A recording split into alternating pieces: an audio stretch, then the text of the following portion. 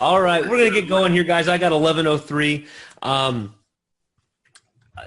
As you know, guys, we're going to be talking about the Disney service and the and kind of peek inside the 7 ways to Disneyfy your business.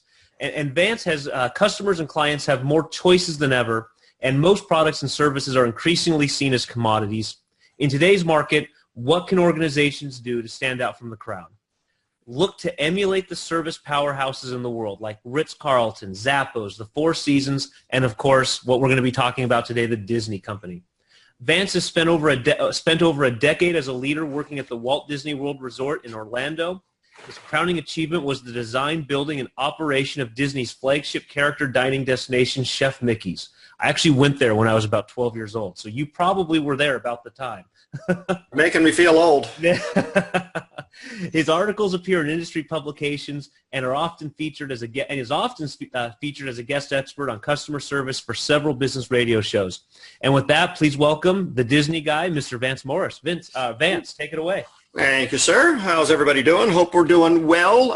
This is going to be an action-packed, probably about 45, 50 minutes. Hopefully you've got something to take notes because you're going to get some things out of this that you're going to want to probably implement right away and be able to see the power that fantastic and excellent client and customer service will give you. So my claim to fame is, as we said, working at Disney. And this is a picture of me and my former boss. Who's been to Disney before? Pop it in the chat box real quick. Anybody been to Disney before? Yes, no, maybe so. Yay, all right, we got a few people. Very cool, very cool. All right, now I want to call somebody out. Who has not been to Disney? Has anybody not been to Disney? You've all been to Disney? Well, see, this joke's not going to work unless one of you has not been there. All right, so Jillian. Jillian, you haven't been to Disney. All right, so get your pencil out, Jillian, and you want to write this number down. It's 407-939-1936. That is the phone number to Disney reservations. Get yourself on it. All right, so we'll get past all that. So who am I? As Travis mentioned, I'm a former Disney leader. I was on the design team of Chef Mickey's at the Contemporary Resort. And really, that was a lot of excitement. So if you've been there and you had the towels waving overhead, throwing the donut crumbs everywhere, you can thank me for that. Some of my clients over the years have included NASA, the Smithsonian, the Kennedy Center for the Performing Arts in D.C., and a few, infomarketers that you might have heard of, Dustin Burleson with orthodontists, Mike Crow with home inspectors. I come at this from a different point of view. See, I still own my bricks and mortar biz. I have an Oriental rug and carpet cleaning store on the eastern shore of Maryland. So everything that I'm talking to you about, I've implemented in a carpet cleaning business. So if you can Disneyfy a carpet cleaning business, there isn't a business that can't be done. Just to toot my own horn a little bit, I am still the reigning marketer of the year from GKIC and the Dan Kennedy world, and I'm the author of 5 books. So hopefully this will get me set up so you guys will take a listen and see where we go from here. So, but before we get too far, I've got something to tell you here that you're probably not going to like. How many of you think you deliver great service? Can we get a couple of yeps or yes in the chat box? How many of you think you deliver great service? All right, we got a few going. Very cool. Did you know that 80% of companies say they deliver great service? Here's the sticking point. Only 8% of those customers say those same companies deliver great service. So there's a huge disconnect between what we're saying and how our clients are perceiving us. So you want to take a look at that. The cost of poor client service. 78% of customers have bailed on a transaction or not made a purchase because of poor customer service. Let's hope you're not in that percentage. So would you agree that it is probably 6 to 7 times more expensive to acquire a new customer than it is to keep an existing one? I think Travis would agree. Customer acquisition is through the roof. I mean, it is a very expensive proposition. Holding on to them is not so much. There are 2 top reasons for customer loss. Reason number 1 is customers feel that they are poorly treated. And reason number 2 is the failure to solve a problem in a timely manner. Now this might work for you. Customer service has gotten so bad that 7 in 10 Americans say they are willing to spend more with companies that they believe provide excellent service. So competing on price isn't the most effective way to build an enduring business. Great service delivered time and time again is defensible against the stiffest and most well-funded competition. Think about it. Disney is the most expensive theme park that you can go to, and they continue to grow and grow. My carpet cleaning business is the most expensive in my area, and I'm continuing to grow. American Express with their Black Card that costs, I think now it's like $15,000 a year just to get the card. It's there, and then you get the concierge service with the Amex card. So there might be some more good news, is that 3 in 5 Americans will try a new brand or company for a better service experience. 3 in 5, that's huge. So we've got a great opportunity that if we provide the client service that our customers are demanding, we've got a great opportunity to steal them from our competitors. So speaking of competitors, my definition of the competition is anyone that the customer compares you with. I mean, anyone. I mean, if you're a dentist, you're going to get compared to Jiffy Lube, the oil change place. Or you're going to compare to Walmart, or you're going to get compared to McDonald's. It's going to happen. So let me tell you a little story. I am, by all means, not a very handy person. I don't do well with tools. So I went to a big box hardware store, not Home Depot, the blue guys. So you guess who that is. And I had to get a few items. So I'm standing in line to check out. And the cashier was probably not having the best day that she ever had, but still not our problem. And the 3 guys in front of me all had wordless transactions with that cashier. So essentially, guy number 1 paid for his stuff, and there was never a conversation between the cashier. No good morning, no did you find everything, nothing. Every opportunity to engage the customer was completely lost. So I said, I'm going to play this game. I'm going to get up there, and I'm not saying a word unless she says something to me. Now, if you've ever played that game where you're sitting in a big group and they ask you to remain silent for 1 minute and how awkward that silence can be, imagine 2.5 minutes when you're 1.5 feet away from somebody and you have no interaction with them. Nothing, zero, zilch. To make matters worse, the manager was standing probably about 10 feet away with his hands on his hips, leaning up against a pole, and could have intervened at any time. So I said, this is ridiculous. So I had some other chores and stops to make, so I was taking the time. I'm going to do a little experiment. So this is my unscientific experiment. And I went to, I'd say probably 3 or 4 mom and pops, so local businesses, not franchises, not chains. And I went to 3 or 4 franchise or chain businesses. If you can believe this, 5 out of the 7, unless I initiated the conversation, had a wordless transaction. 5 out of 7. That's amazing. Can you imagine how do you do business without engaging your clients? I just don't get it.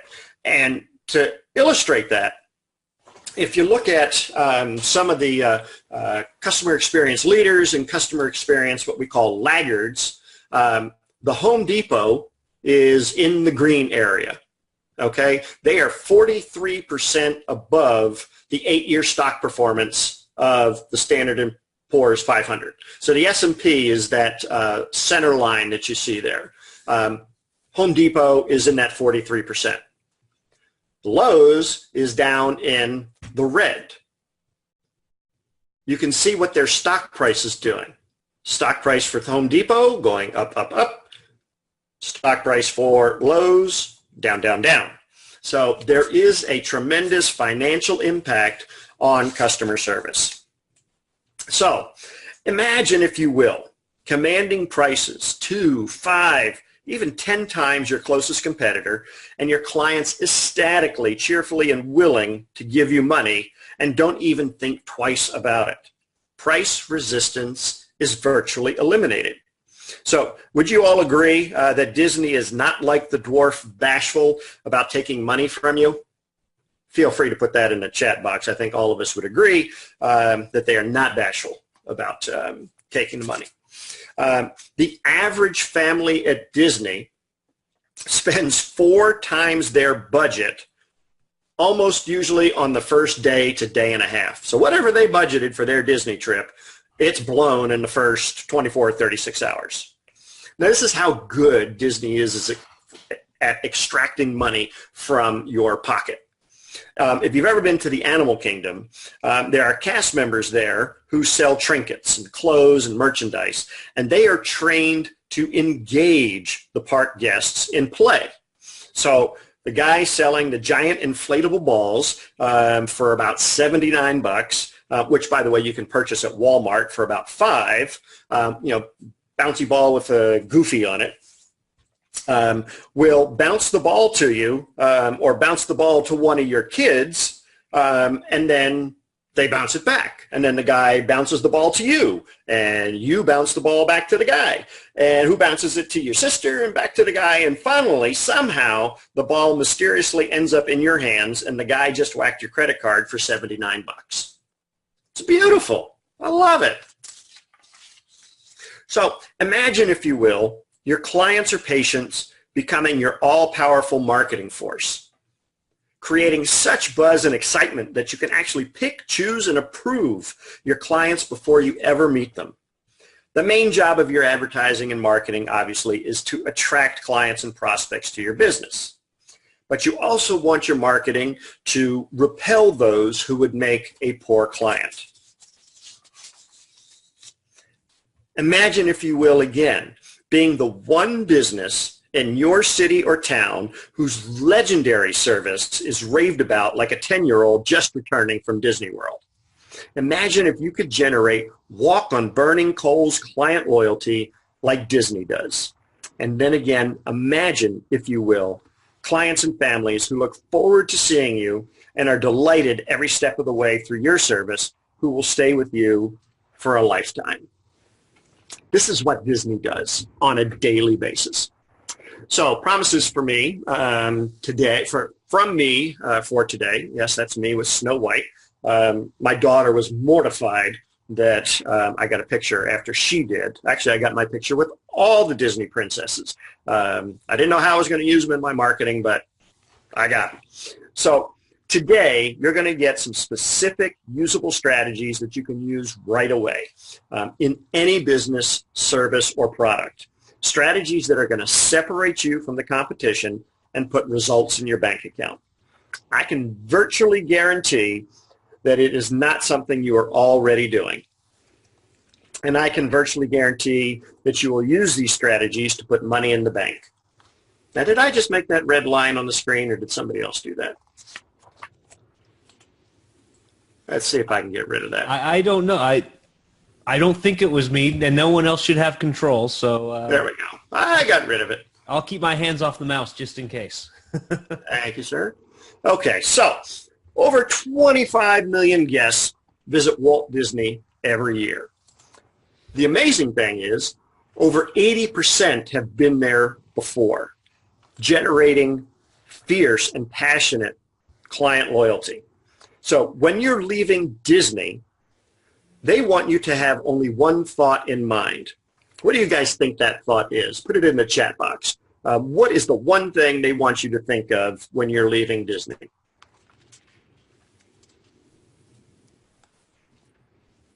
Coming back. All right. There we go. You guys got it. Isn't that great? So when clients are leaving your business, are they thinking immediately, when can they do business with you again? So today we're going to talk about my process, which is called systematic magic. And these are 7 magic keys to Disneyfy your business. And you'll be able to outserve, outthink, and outmarket your competition in any economy. So how does Disney do it? I mean, I travel all over the country speaking and consulting about the customer experience, and people ask me this question all the time. Okay, Scott, you're pretty funny there. Holy crap, I got to a second job to pay off the credit card. That's awesome. Sorry, didn't mean to get distracted there. So how does Disney do it? Do you guys want the truth? I mean, do you think you can handle the truth? It's with magic and pixie dust. That's how Disney does it. We get all sprinkled with pixie dust before we go on stage to do our jobs. Actually, we'll get to the real reason in just a second. So you generally don't hear or use the word magic in the business world, unless, of course, you're a magician. You won't find magic on a financial statement. Most bean counters will probably not be able to measure a ROI or return on investment for magic. And it's probably not going to be depreciated or amortized over the next 20 years. So how then does the Disney company, a multi-billion-dollar global enterprise, manage to generate so much money around magic? Well, we got to look at the word magic. We all know, and I hate to burst your bubble here, we all know that there is really no such thing as magic, only the illusion thereof. To the audience, a magic show is something that can be completely amazing, filled with wonderment and joy. Not knowing how a trick or illusion is performed is part of the fun of a magic show. However, let's flip it around to the magician performing the show. The perspective of the magician is the polar opposite. A magic show is merely a very systematic event, a series of repeatable steps designed to create specific outcomes, the delight and amazement of the audience. You see, Disney has practical magic all figured out. And again, I hate to burst your bubble, but contrary to popular legend, Disney does not have a mine where we get pixie dust and extract pixie dust and then shower it on the cast members before every shift. They just have a repeatable, replicable system to perform their show. We're going to go into details on that. It is practiced and it is updated and it is practiced again. After all the practice and updating, then it's performed. Whether it be a restaurant at one of the resorts, an attraction at a park, or a route the buses take, all the magic at Disney is created with repeatable, replicable, and practiced systems.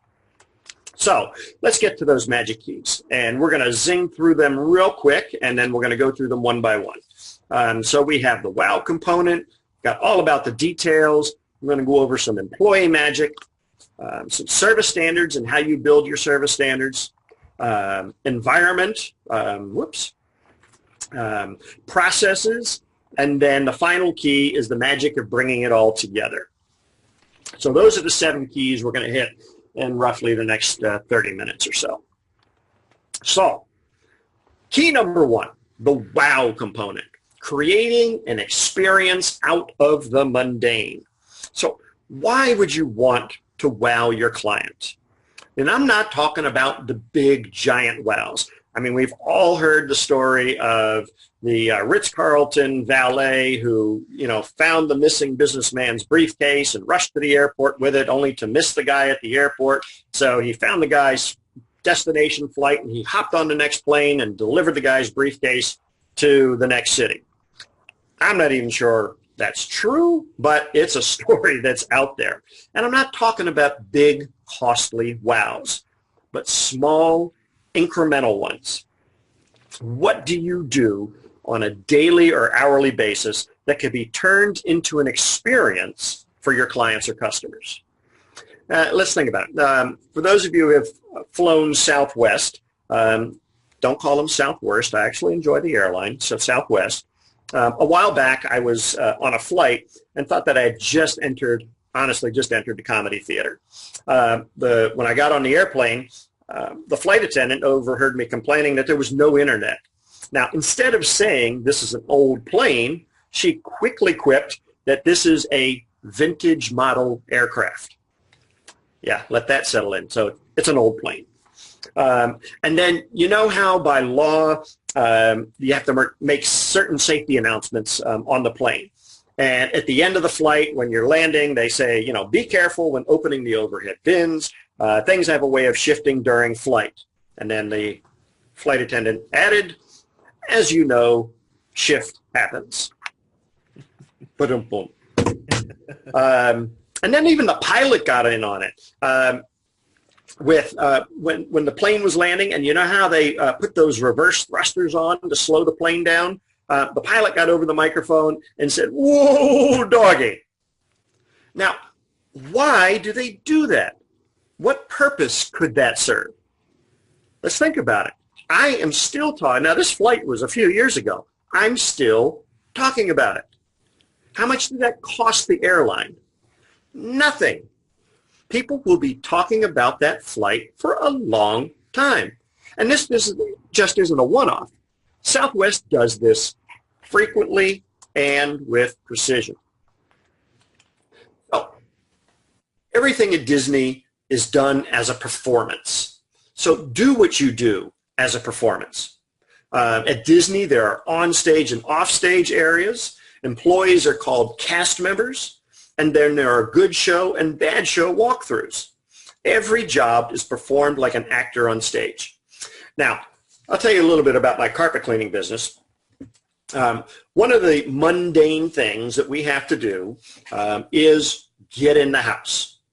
That seems pretty mundane, but we have turned getting into the house into a performance. And it all starts back in the van when they pull up to the house. First, we don't pull in a driveway. We pull up in the street because we're still not sure we have the job. My technician gets out, and he's in a clean and pressed uniform. He carries a second uniform in the van in case he gets the first one dirty on the job beforehand. In his hands, he's going to have a little gift for me, and he's going to put a giant mat down on the front door. He's going to knock on the door, not ring the bell, because salespeople ring the bell, friends knock. When the door is answered by Mrs. McGillicuddy, Stephen will say, "Hi, my name is Stephen, and I'm here to clean your carpets. Here is a gift from the boss as a housewarming gift, and we just want to let you know how much we appreciate this opportunity." And then he makes a giant show about wiping his feet on the special mat that we laid down on the front porch. Now, think about it. When was the last time a in-home service person brought you a gift? I'm guessing never. I know none of my competitors are doing it. Not one of my competitors. They're too lazy to copy you. And this doesn't cost much. I mean, it's a little can of spot remover, a bag of Famous Amos cookies, and a little note for me thanking them for allowing us into their home. This thing cost me like $3.75 to do. And it is huge. Now, this gift also starts something else, which is called reciprocity. So when we finally get into our sales pitch in the home, they feel like they owe us something because we already give them a gift. They feel like they have to give us something in return. So that's pretty cool. Do what you do as a performance. So the next magic key is all about the details. Now, Disney is completely obsessed with the details. Walt Disney, the actual guy, Walt Disney, was famous for his attention to every detail, and he dictated that everyone have the same attention he did. Now, there's a story about the Jungle Cruise when it first opened with a guy named Dick Nunis. Now, Dick he was working the Jungle Cruise ride in California. Dick would go on to become the chairman of all Walt Disney properties. But at the time, he was working the Jungle Cruise. Now, Walt would go into the park incognito to tour around. Dick, who was, again, working at the Jungle Cruise, remembers being tracked down by Walt. He was not happy. Walt had just ridden the Jungle Boat attraction and had timed the cruise. The boat's operator had rushed the ride, which ended in 4.5 minutes instead of the full 7 it should have taken. Walt asked him, "How would you like to go to a movie and have the theater remove the middle reel?" "Do you realize how much these hippos cost?" Walt demanded. "I want people to see them, not be rushed through by someone who's bored with their work." Attention to detail. I don't know if you guys have ever been to the Beauty and the Beast Be Our Guest restaurant in the Magic Kingdom. Kind of hard to get in there with reservations. But overhead, in the decorative moldings of the ceiling, are, instead of like ordinary little rosettes or circles that they could have put up in the sconces, they have replaced them with little carvings of beast's head, more expensively and painstakingly, I might add. Now, why would they do that? Think about it. 70, 80, maybe even 90% of the guests there may never look up. I mean, when was the last time you went to a restaurant and looked at the ceiling? And if they don't consciously notice this, why do it? Because there is the 10% of people who do get it. They are probably the 10% most valuable, most committed customers, and it matters to them. So, do you have whole families consisting of multiple generations using your business? Disney is now at the point of having multiple generations visit. Kids, parents, grandparents, and now great-grandparents. Is your business providing a level of service and attention to detail that will compel generations of loyal clients? Every detail is either helping or hurting your brand. So if you knew there's some increased attention to some detail, one detail, and it would increase customer loyalty, how much more attention would you be willing to focus on it? See, I believe in business karma, and just doing the bare minimum we can get away with has karmic consequences. And one of the chief causes of failure today is the striving for unearned success. Doing just the bare minimum in service and then wondering why your client never calls you back. I mean, I recently had an appliance repair company come to the house to fix a noise in the dryer. And I think he was one of my clients because when he arrived, the technician was in a clean uniform, and it was already 2 o'clock in the afternoon, so he'd been working for a while. He placed a mat on my front porch to wipe his feet. He placed a towel under his tool bag, and then he used a special mat to slide the dryer out so he wouldn't scratch the floor.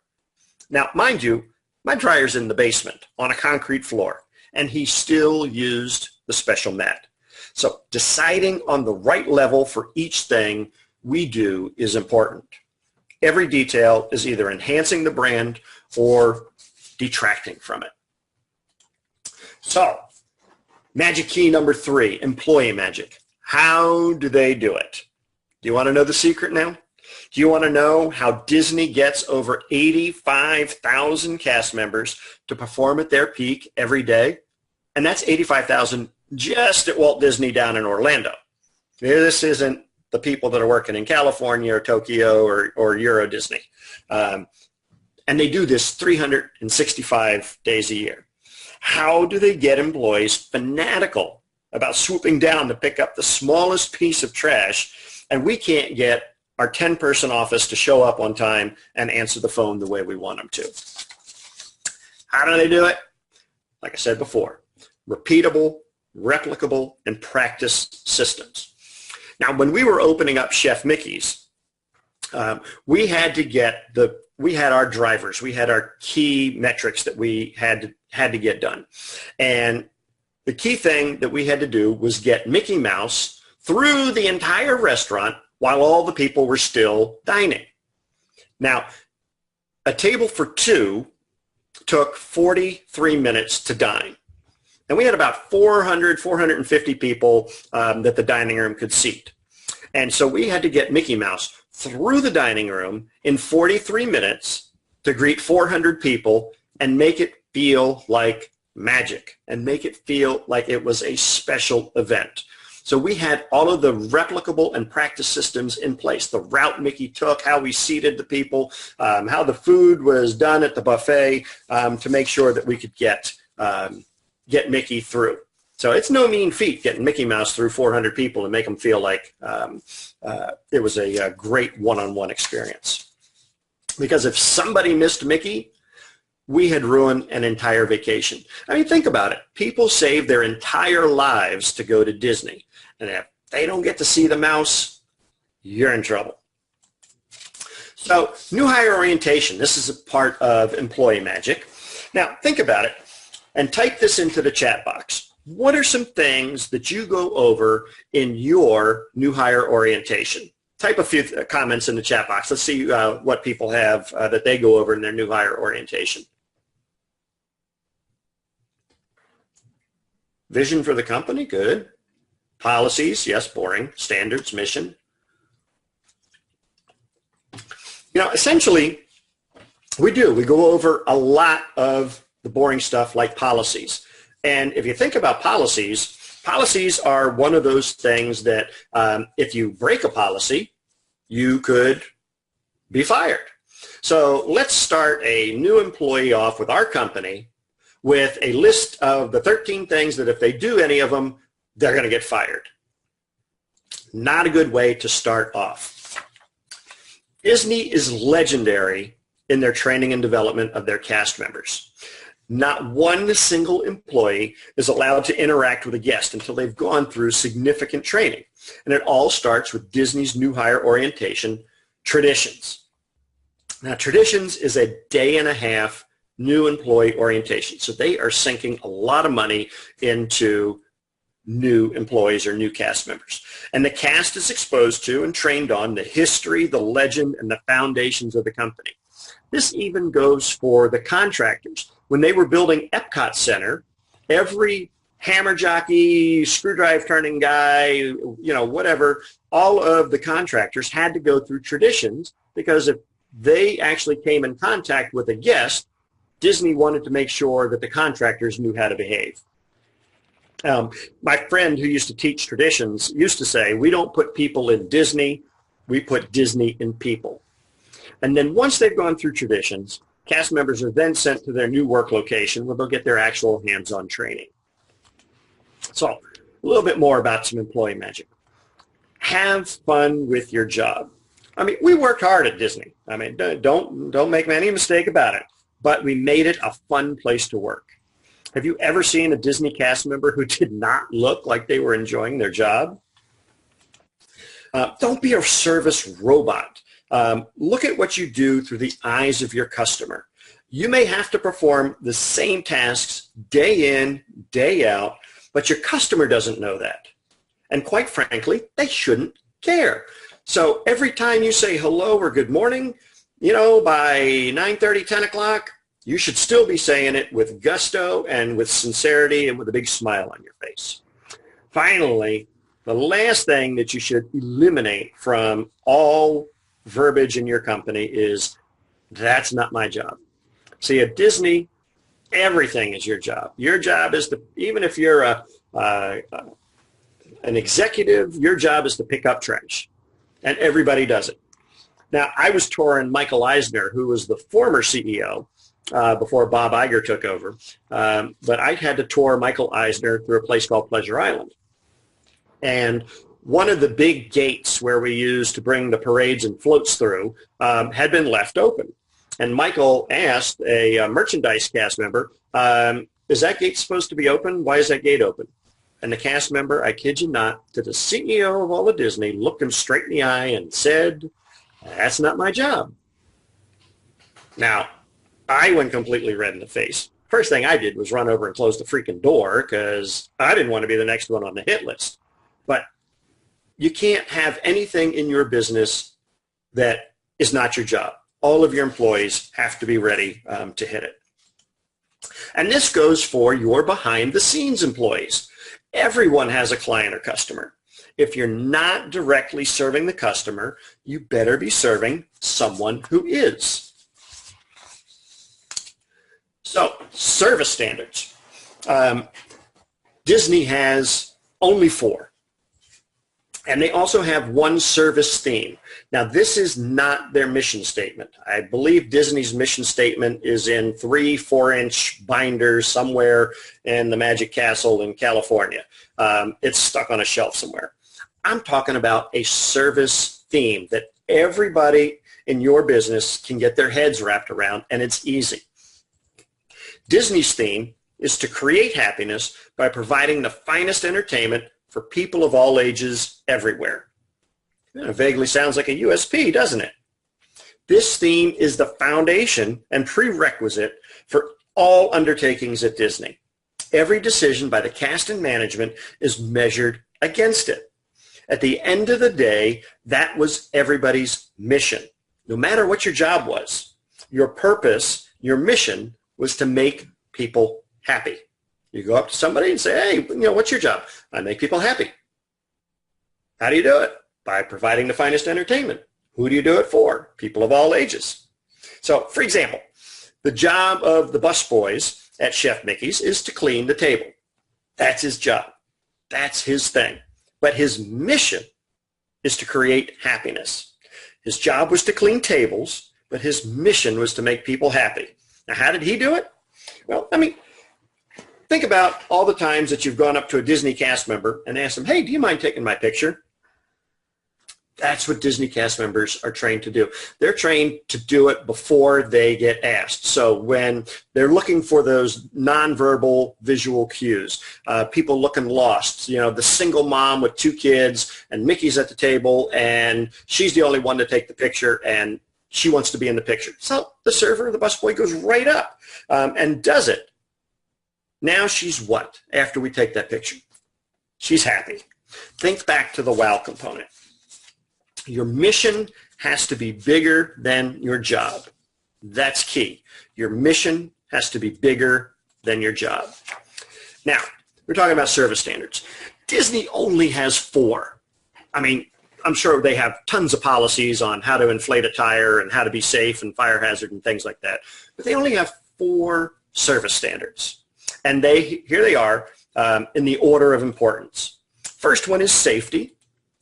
Now, safety is built into everything that they do. It's the first consideration when they are designing rides and resorts and everything that goes into it, except for Pleasure Island. Any of you guys been to Pleasure Island? It's gone now. Type it in the chat box. I want to see how many of you guys remember Pleasure Island.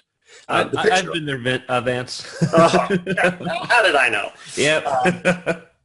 This is actually a picture of Zephyrs, which then turned into the Rock and Roll Beach Club. And they did something ridiculously stupid. I don't know who thought this up. Now, let's think about people. Pleasure Island is a nighttime entertainment, adult entertainment destination. So who's going to a nighttime entertainment? People that have been in the parks all day.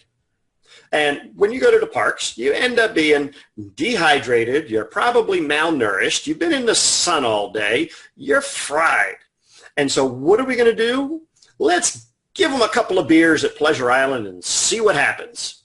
That's pretty horrible. Now, let's take that a step further. And at Zephyrs, this was the Rock and Roller Dome, and the roller part was somebody had the brilliant idea of putting roller skates on the feet of the people while they were at the nightclub. So let's think about it. Malnourished, dehydrated, completely buzzed out, 2 to 3 beers in them, and let's slap some wheels on their feet and see what the hell happens. We just parked the ambulance out back because every night some fool was falling down, hurting themselves, and breaking something. And here they are tearing down Zephyrs. So if you want to know, they just completely mowed Pleasure Island into the lake. It was Disney's failed attempt at adult nighttime entertainment. So all the nightclubs are completely gone. So We have safety. The next one is courtesy. As I mentioned, courtesy is taught from day one. And these fundamentals include treating every guest as a VIP, knowing the answers to questions or finding the answers, giving a personal touch, and using friendly phrases. And Disney likes to call it being aggressively friendly. Aggressively friendly. That means the cast members seek out guest or client interactions.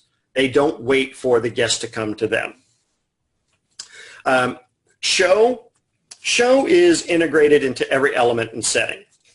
This includes cast appearance, so the costumes, the wardrobe, the uniforms that the employees wear, documentation, standards, manuals, and of course, cast members are performers as well as service providers.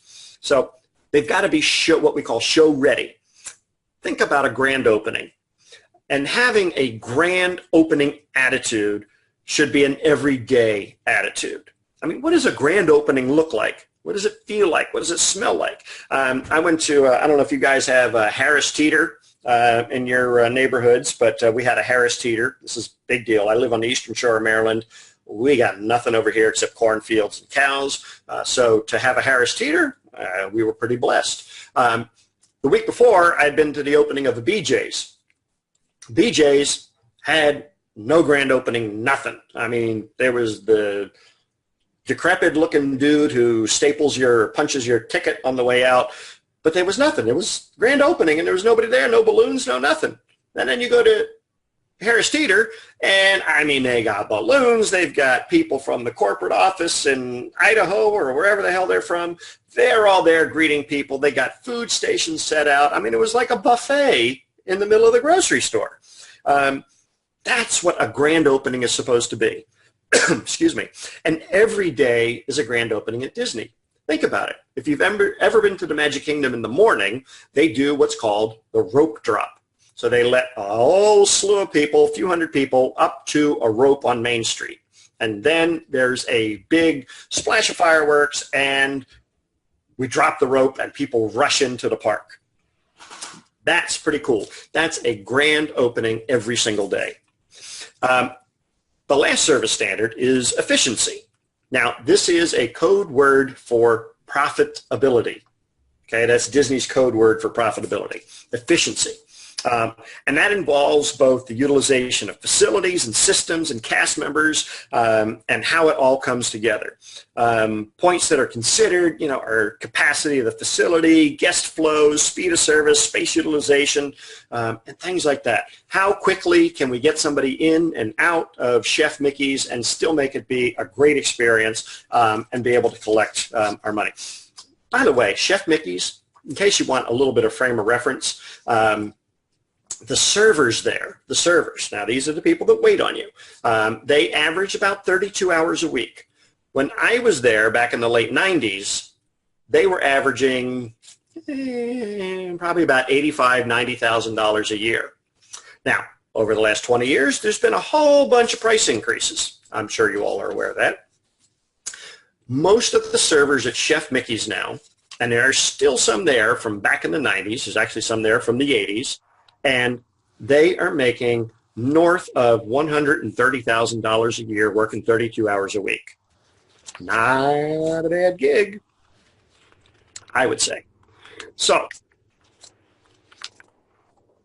magic key number 5, the environment. I love this picture of Ghostbusters. Never cross the streams. Now, I know they did at the end, and that's how they killed the Stay Puft Marshmallow Man, but at Disney, you never want to cross the streams in your environment. So in Disney speak, they have on-stage and off-stage areas, as I mentioned. The on-stage areas are guest areas, and this is where 99% of all guest and cast interactions take place. They also have an on-stage mentality. They know that when they're walking around in the park or in the restaurant, that they can't just say anything that they want to say. They have to be in performance. They have to be in their role. And Each place is themed. Every setting and environment is themed to that attraction or resort.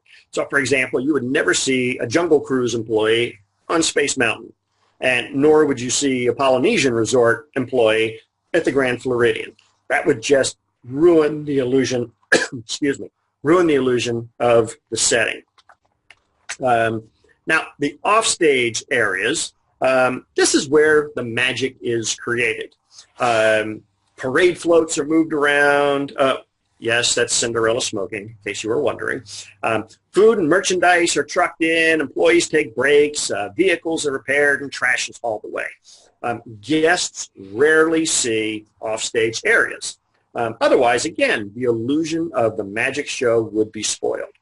So the importance of managing the setting and ensuring that off and on stage, Jungle Cruise, Space Mountain never cross, is that everything in the environment or setting speaks. And remember what I said about details. Every detail is either enhancing the brand or detracting from the brand. Now, funny story. I dated a Cinderella, and she was a smoker. Good thing she wasn't smoking long. Imagine a kid coming up to him, "Oh, hi, Cinderella." "Hey, kid, how you doing? I'm on break. Don't talk to me." I mean, that would be just devastating. But, anyway, so you don't want to know about my dating life. So magic key number 6 is a step-by-step process. I mean, Disney has a detailed process for everything. There are processes for putting air in the bus tires, to the bus drivers greeting guests, how many lanes are needed at the entrance to the park, how the parking lots are filled up. There is a step-by-step exacting procedure for each of them. Think back to our 4 standards. This is efficiency in action. I'm going to take a quick sip here. Apologize.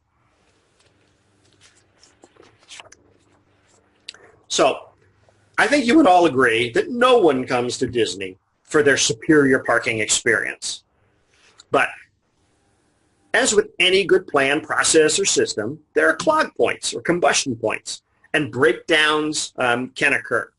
Now, instead of creating a happy memory for a guest, that clog point can turn a good day into a bad one rapidly. One example we worked on was the lost car problem. Now, Disney has parking cars down to an efficient science. They want guests to park quickly, and the guests want to park quickly. They want to get in. Walt called it continuous improvement is plussing. So the areas and the rides are consistently updated. The parks were designed to be constantly evolving and providing new adventures for the guests. I don't know if you guys just read, but at Epcot Center, they have retired the Illuminations show, or they're getting ready to, and a new show is going to be put on. This is the big fireworks extravaganza around the lagoon at Epcot Center. Very cool. So Walt Disney called the process of improving things plussing, and you hear that all the time. So this is a picture of the Magic Kingdom parking lot. Now, to give you an idea of the size of the Magic Kingdom parking lot, actually this is only part of it, Disneyland in California will fit in the parking lot of Disney World, or Magic Kingdom, just the Magic Kingdom. Unbelievable. That's the size of the parking lot. Now, this is the parking problem that they have. Now, imagine if you rented a car that, by the way, looks just like about all the other rental cars in Orlando, and you parked it in this veritable ocean of other cars in the morning, and then after 8, 10, 12 hours in the Magic Kingdom, you emerge only to forget where you parked. Was it in Goofy 5? Was it in Pluto 4 or Daisy 9? Which, by the way, Disney names their numbers and its lots after their characters. The tram drivers also announce these locations as guests board the trams, but still, cars are lost. Now, remember, we've got sunburned, exhausted, and fried tourists wandering willy-nilly through acres of parking lots. They couldn't have that. So the cast came up with a kind of a fix. Now, this was the hourly employees, not management, not executives. Hourly employees came up with this. So the key thing to your employees is listen to their improvement projects. One of the things they began to do was keep track of what lot and row they were in at the time the cars were parked in the morning. So that list was then distributed to the next shift of parking attendants. So if the guest couldn't remember, where they parked, if they at least remembered an approximate time that they arrived, they could narrow down where the car was. So examining your processes and your choke points could reveal some serious client and guest pain points. So I thought that was pretty cool. Now, Disney also has, yes, that's a hurricane. We had one of the only hurricanes while I was there was Hurricane Aaron, and it was a massive storm. And I was on the hurricane ride-out crew. They had to evacuate the campgrounds. So all of Fort Wilderness was evacuated, all those trailers and tents and everything. A couple of the other low-lying resorts were evacuated. And at the Contemporary, we housed all these people in a ballroom. So in our big convention space, we had all these people sleeping there. Now, Disney has all of their hurricane preparedness already set up on pallets. So when a hurricane is coming towards the shore, they get ready and they start distributing these pallets to the places that are going to be the shelters. And so they get water and blankets and pillows and food and all sorts of stuff. So for about 14, 16 hours, we had all these people sleeping overnight in our ballroom, just laying on the floor. So, of course, Disney, they play movies. They make it like a big camping experience. And in the morning, to really wow them, to really plus the show because they had gone through stuff, because we didn't have many people dining in the restaurant, I took the characters down, and the characters, Goofy and Minnie and Donald and Chippendale, went down to wake up the kids. Say, aw, aw. Can you imagine a 5-year-old waking up to his childhood idol, just getting tapped on the shoulder by Mickey saying, wake up? That's a memory that kid is never going to forget. So the magic of bringing it all together, and I got a formula for it. And it's QEE. You could probably want to know what that means, right? QEE, which is quality employee experience, plus a quality client experience, plus quality business practices, times direct response marketing equals a profitable future. I know that's a mouthful. So quality employee experience, quality client experience, quality business practices, times direct response marketing equals a profitable future. And we all want that. Now, I didn't know at the time, when I was at Chef Mick, I had no idea what direct response marketing was. But we came up with ads and marketing materials to be used internally, and we used guerrilla marketing tactics to fill our pipeline. We took characters, we took food over to the Disney Reservation Center, we toured the reservation center, we gave food, they signed autographs. It was a riot. So our character breakfast was the first one to get filled up because that's where the reservationists had heard from. None of the other character dining destinations bothered to go over to the reservation center. We at Chef Mickey's? Well, we did. So you're probably thinking to yourself, how do I get this all done? And there is a danger ahead. And I want to make sure that you're not just, trying to imitate your closest competitor and then improving on it. Because, that's painful. Inch by inch. You've got to be willing and able to completely overhaul your processes. Most businesses, when they're creating a service and marketing plan, they just look to others. And this is how that incestuous behavior leads all who entertain it to a life of mediocrity. In order to attain real wealth and real explosive profitability through Disney-style service and direct response marketing, you must be willing and able to overhaul the process. So you're asking yourself, how do I get this all done? How do I create a service powerhouse that will generate the profits I deserve? I'm so glad you asked that question. We do it with the Disney Service Excellence Boot Camp. This is not a 12-year-old sleepover camp. This is a Disney insider, that's me, behind the curtain system for service, development, growth, and profits. And it's a 3-day expedition at Disney's resort in Orlando, Florida. This is an unvarnished, behind-the-scenes service and profit truths. You're not going to find this in a Disney Institute seminar. Now, before you think I'm about to bash my former employer, no such luck. To begin with, the Disney Institute is a fine training facility. They share the Disney philosophies, the norms and mores, but many times it has been sanitized for public consumption. I hold nothing back. So we're going to be staying on this 3-day boot camp at the beautiful Grand Floridian, which is one of the monorail resorts. And you're going to begin to create your Disney-style service and marketing blueprint based on my in-the-trenches experience in the Disney resorts. My systematic magic method of creating and implementing a profitable and lifestyle-altering system is designed so that any level of employee can grasp and embrace these methods. So who should attend this? Who should attend this? I mean, it's mission critical for business owners, executives, or those with the authority to affect change. Now, sure, it's great to bring employees, but you don't want to send an employee because they don't have the juice or the authority to affect change in their organization. So this is only for the owner, the executive, or those with the authority to affect change. And who want to create an environment where the outside world melts away and inhibitions to price are lost, inspire, encourage, and impel employees to actively deliver consistent, superior, and best-in-class service, create a more efficient, Disney word, profitable, process for delivering best-in-class service to their clients and customers, become recognized as the expert in their field, and what sets you apart from the competition?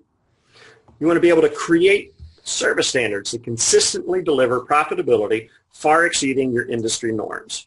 So what's included in this little 3-day jaunt down to Orlando? I've set up meetings with current Disney leadership with ample time for questions. We're going to, on the first night, there's a huge reception, and the people that I know that still work there, some are executives, some are still management, are going to be there to mix and mingle with you and answer any question you ever had about Disney. And you're going to get the truth. You're not going to get a sanitized, canned answer like you would at the Disney Institute. Value of that's $2,100. You're going to get guided field experiences throughout the Disney World Resort. Value of $1,800. We're going to go behind the scenes in the Magic Kingdom. We're going to go through Epcot Center with a guided tour to point out stuff that you'll be able to use in your business immediately.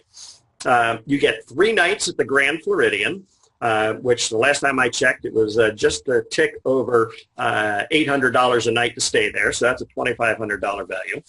We're going to give you a VIP reception and VIP at Epcot's nighttime show. I guess I should change this slide since Illuminations isn't there. And you can bring your children and spouses to this party at Epcot Center. It's a $375 value. You're going to get exclusive 3-day meeting with Keith, Travis, and I building your own Disney-style service system, which if you put all of us together for 3 days and our independent consulting rates, that'd probably be about 20 grand. You're going to get all the resources and workbooks so that you have a blueprint when you leave there of your Disney service plan. You'll get an attendee list for future networking. I mean, what could one new relationship mean to your wealth? Most meals and snacks, there's only one dinner on your own, so we're going to eat like kings, value of about $1,000. You're going to get your park tickets for 2 days, which right now it's about $120, $125 to get in.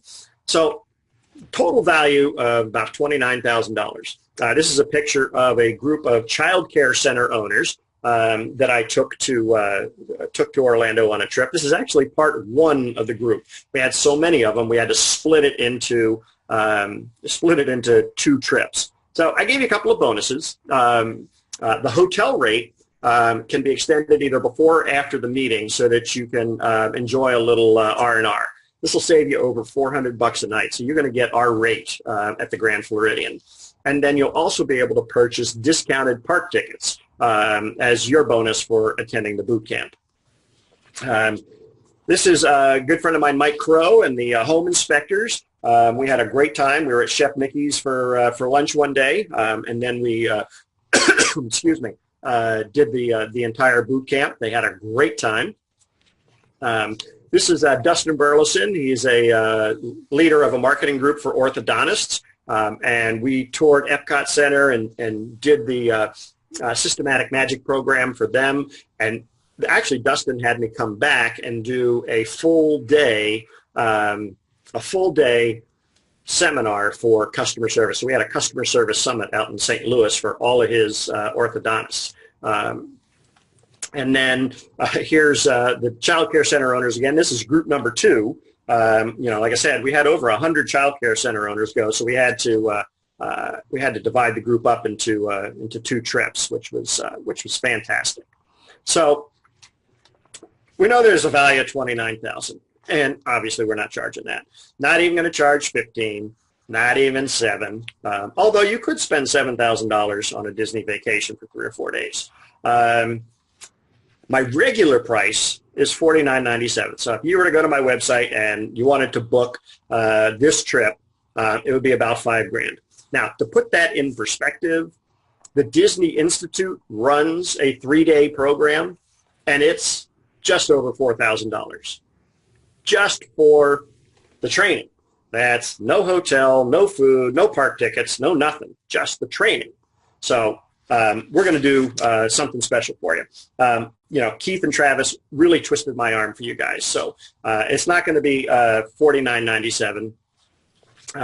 The trip is, by the way, February 27th through March 1st of next year. As Travis has mentioned, he's already got the hotel rooms, and he's going whether you're going or not. That is true. We'll be there. So like I said, I normally sell this trip for $49.97, and we're not going to do it for that amount. They really twisted my arm. $39.97, just a tick under $4,000 for all of this stuff. For your resort stay, for your food, for the training, for one-on-one time with Disney executives, one-on-one time with Travis and Keith and myself. Travis, if you want to pop that, you've already done it. Yep. The links to the sign-up form, Travis has posted in the chat box. Now, Travis, would it be all right if I gave you a better price? Would you be all right with that? If you're willing to, man, this is your show today, so that's okay. I mean, go right ahead. The only reason I can think of that you would not go is money. So I want to take that reason away. So from today through the end of the month, so that's September 30th, I'm going to have you save an additional $500 until 5 o'clock on, what is that, Sunday? 5 o'clock on Sunday night, the 30th. That'll be $34.97. Yeah, you can't go to Disney for 3 days for that amount and get what you're going to get with this trip. So I encourage you to, if you have questions, you can call Keith's office or Travis's office and speak to Tara or one of them. Actually, Travis, if we've got a couple of minutes, do you want to open it up to any questions or? Yeah, we certainly can. If anybody has any questions, you can feel free to type them into the chat there. If you want to take advantage of this, which I highly encourage you to do, this is something that both Keith and myself have wanted to do for years. We're those of you that read our emails and read our newsletters know that we're Disney junkies. And when Vance brought this opportunity to us and said, hey, we can take a group of your customers down, we can lead them, we can go behind the scenes, we jumped at it. So if you have any questions, go ahead and type it in right now. But if you want to take advantage of it, you can go to disney.keithlee.com. So if you came from Keith's list, you can go there. Both of them will take you to the same place.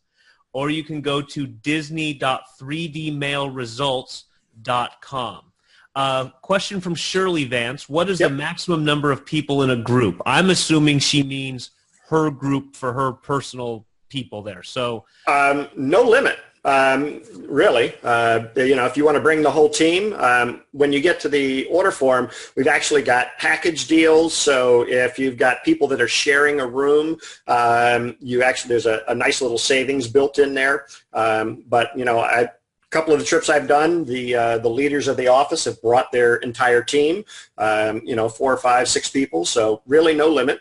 One of the things I do want to mention, though, Travis, is we only have 15 rooms at the Grand Floridian right now. Mm-hmm. And before this webinar, I know that more than half of them are already sold. Correct. So if we go over the 15 rooms, we're going to try to get more rooms at the Grand Floridian. But anybody past 15 rooms has the possibility of having to stay at a different resort, which I would hate to have. You want to make sure that, you get on soon so that you're guaranteed a room at the Grand. And if you've never stayed at the Grand Floridian, which I did for the first time about 3 years ago, phenomenal resort. I mean, everything is taken care of. So, yeah. And just to answer your question a little bit, Shirley, there are different pricing levels, as Vance said. There's a price for a primary person, which would be you. And then there's a price if you have a guest in the same room, and then there's a price if you have a guest in a different room. As you can imagine, this is Disney's kind of flagship hotel. So I'll be honest with you guys, the hotel is the single biggest chunk of the price. So you'll know the price to add somebody in a different room is actually the same price for you to go, because again, Disney doesn't discount very often, and you've got to buy 15 rooms to get a discount of any kind at all. And so you can bring as many as you want. Just know that they could be, if they stay in the room with you, it's cheaper. If they're staying in a different room, it's the same price. We have quite a few spouses already coming. I believe of the 8 rooms that are spoken for, I believe 3 or 4 have spouses coming as well. So there's that as well for you, Shirley. Vance, Steve says he plans on coming. Is there a book you recommend to prepare for the event? Yeah, there's a couple I would recommend. If you haven't read it already, his biography, it's Walt Disney, an American Original. Bob Thomas is the author. Great book. And then you can also get Storming the Magic Kingdom, which is the book about how Michael Eisner came in and saved the company from getting split up and bought up in the 80s, because that was something that was going to happen. And it also talks about how they scaled the fences over at Universal Studios. When Universal was being built, they got in there and were snooping around, sneaking around, crawling in their dark clothes. It's pretty funny. And then, let's see.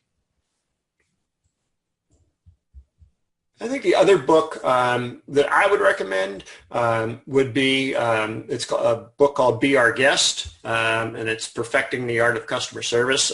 This is actually a Disney published book, so there we go.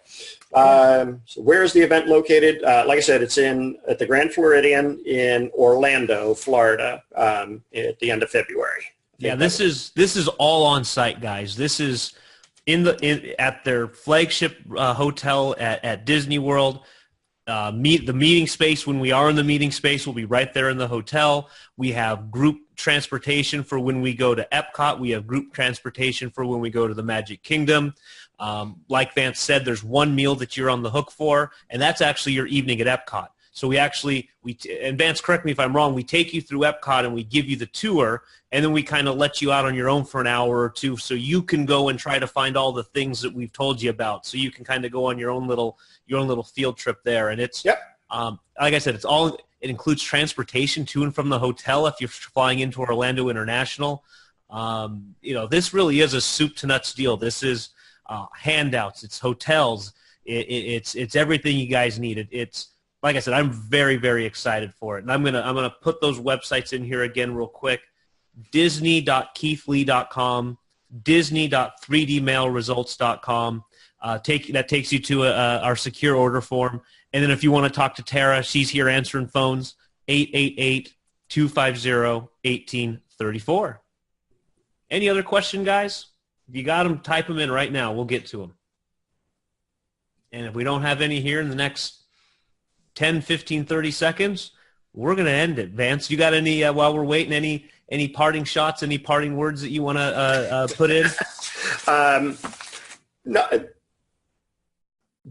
what you'll see are things that you don't normally see when you go through a park. We'll talk about like the technology that Disney is using. I mean, they have taken drones, and everybody sees the one little drone. I mean, they have programmed thousands of drones to do a show for you at one of the parks. So there's different technology. I mean, Disney has labs, if you will, all around the world. So there's little Disney labs working on artificial intelligence, new ride stuff. I mean, the number of patents that they have going is just mind-boggling. So, and you'll get a chance to hear about all that and how they do it on the trip. All right, a couple more questions came in. Mary has a service dog company. Will it work if I could bring a service dog? I assume Disney is like all other places where if you have a certified service dog that would be an acceptable thing. I'm assuming, Vance, is that correct? Yes. Yep, definitely. Perfect. Definitely. Here's a question from Wendy. Will you talk a little bit about the boot camp part of the event? We will be working to Disneyfy our businesses, correct? Going deep, steps outlined there. Yeah, easy for you to say, right? Yeah, no kidding. That's why you never always read through the question before you do it live. Yeah, exactly. So the boot camp classroom portion of it, if you will, yes, you're going to get a nice workbook, and we're going to go really in depth, really deep on each one of those 7 magic keys that I sped through today, and really take the time through some masterminding. I mean, it's open forum for questions and things like that. But the goal for you at the end of the 3 days is for you to have a blueprint of a service system that you want to bring back to your business. So yeah, you definitely be going deeper into the magic keys, you'll have a plan, and you'll have a workbook, so you don't have to really even worry about heavy-duty notes. We'll give you the framework when we're there. Perfect. Let's see here. Any other stragglers? Anybody else? Well, Vance, I think we've given them plenty of time for questions. Okay. Thank you so much. I think that was a wealth of knowledge there. Thank you all for sticking with us through the end. Again, if you have any questions, let us know. Give us a call. The website's disney.keithlee.com. Do not put the www in front of it. So disney.keithlee.com, disney.3dmailresults.com. Phone number 888-250-1834. With that, Vance, I'm gonna end this here, and we will be talking soon. Thanks again, everybody. All right, guys. Thank you. Appreciate you having me. Thanks, Vance.